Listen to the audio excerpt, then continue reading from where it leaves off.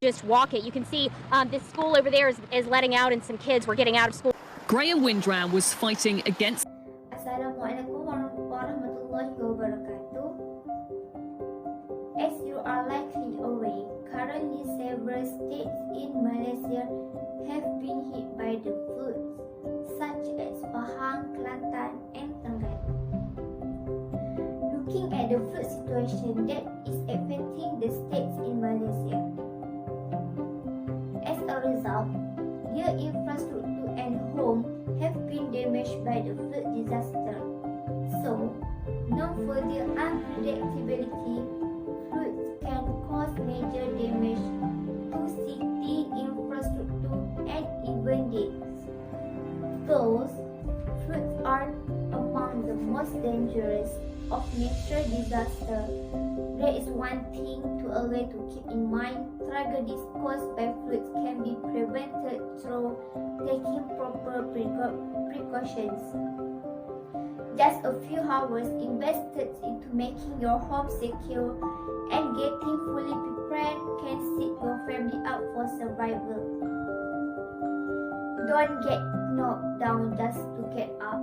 Preparation measures for flooding can be taken from the very beginning so that disasters do not add to the problems that are already facing. Here are steps you can take to prepare yourself and your family for a flood emergency. So the first step to preparing for the flood is store important documents such as children birth certificates, marriage certificates, identity card, land grant, house card, bank account books, and others.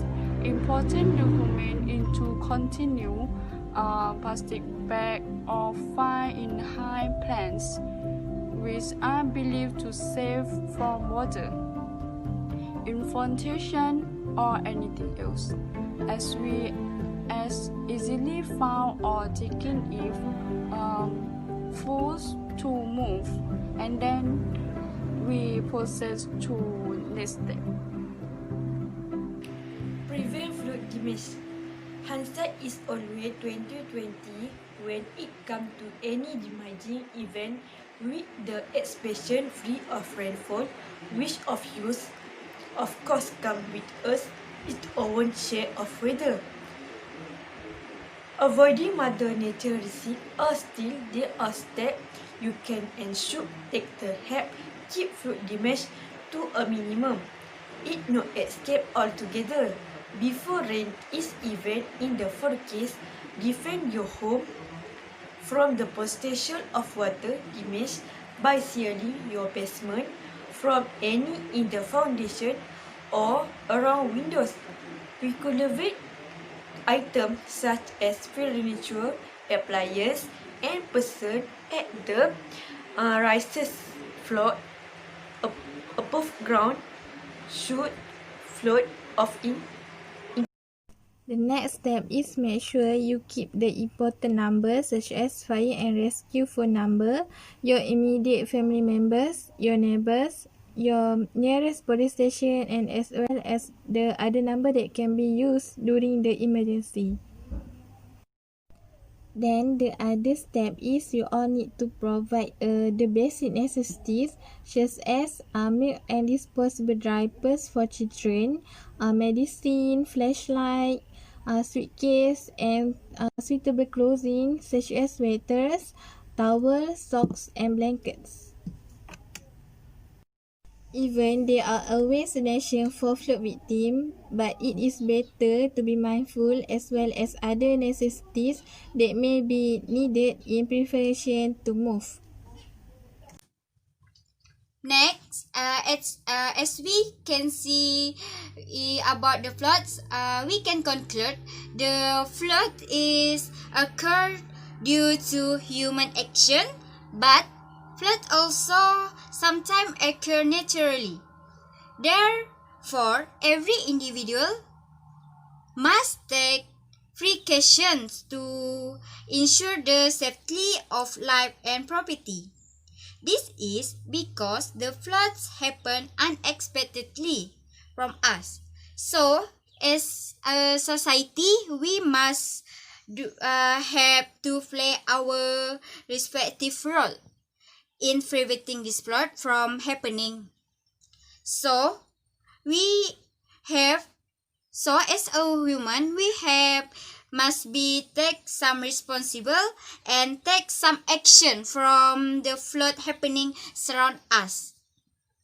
So we can live in peace with lovely family and without getting any worries. So that from us. Thank you. Okay guys, before we end the video, I would like to invite you to watch the news about the flood. I hope this video can help you and give us some advice. Flooding rain has ripped a building from the ground on the Gold Coast, swallowing cars, homes and businesses. Tonight, new video from the peak of the storm when hundreds of millimetres were falling in mere hours. It came in fast and heavy, pelting rain across a city already saturated, submerging streets, swallowing cars. At Burleigh, parks turning into rapids. The water rushing down the valleys, getting stuck on low-lying roads and inundating homes. Kathleen's place at Currumbin Waters was under construction. Now it's underwater, racing back from work just in time to keep her pets dry. I never thought it would happen to me. I know you hear people say that all the time. Here in Currumbin, there's been so much rain, the roads are almost completely underwater. People are still driving through floodwaters, sometimes on the wrong side of the road. Police have only just arrived and they're trying to stop people. Slow them down because they're making the wake and they're washing water through the yard. We're starting to come through towards the front of the door. Currumbin Creek Road looking more like Currumbin Creek, disappearing beneath floodwaters. Rising so quickly, businesses didn't have a chance to prepare.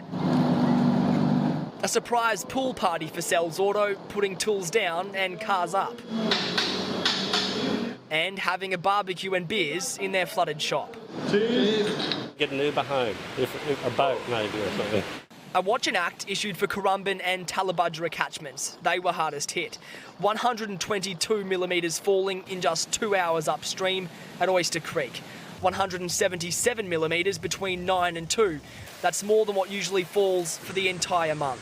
In the rivers and the like, I'd say, look, don't swim in there. Bacteria levels high, you will get infection.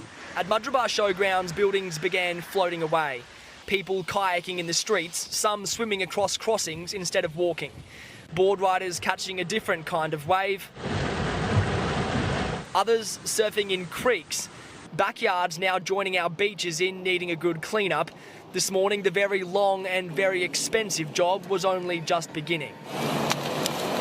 Later on, the scarping, the machineries will come out once the debris is cleaned. Now it's got to start all over again.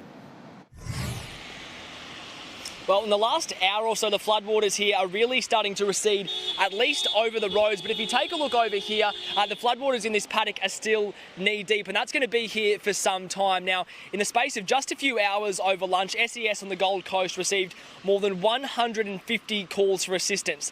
That number now is likely to be much, much higher, and that's because many people are only now able to return home to assess the damage. So, Melissa, we won't know exactly how bad these floods have been until the clean-up begins tomorrow. Mackenzie, thanks for that update. We'll go now to weatherman Luke Bradnam, who's at Surfers Paradise tonight. Luke, when could the beaches reopen? Well, Melissa, it could be as early as tomorrow morning. Council will meet in the morning and make a decision. But if you look down here at the moment, you can see the surf has dropped off considerably from what we saw earlier in the week. And surprisingly, a few people out swimming despite the beach closures. Down here on Surfers Paradise, we haven't really seen too much erosion or debris washing up. But it's a different story down the southern end of the Gold Coast. The clean-up continues and will for the time being as that debris makes its way out of our estuaries and river systems. But do have some good news for you. A severe weather warning that was in place for most of the afternoon for southeast Queensland has just been cancelled. The big question now is when will we see some sunshine again, Melissa? I'll have all those details coming up a little later in the bulletin. Look forward to it, Luke. Thank you.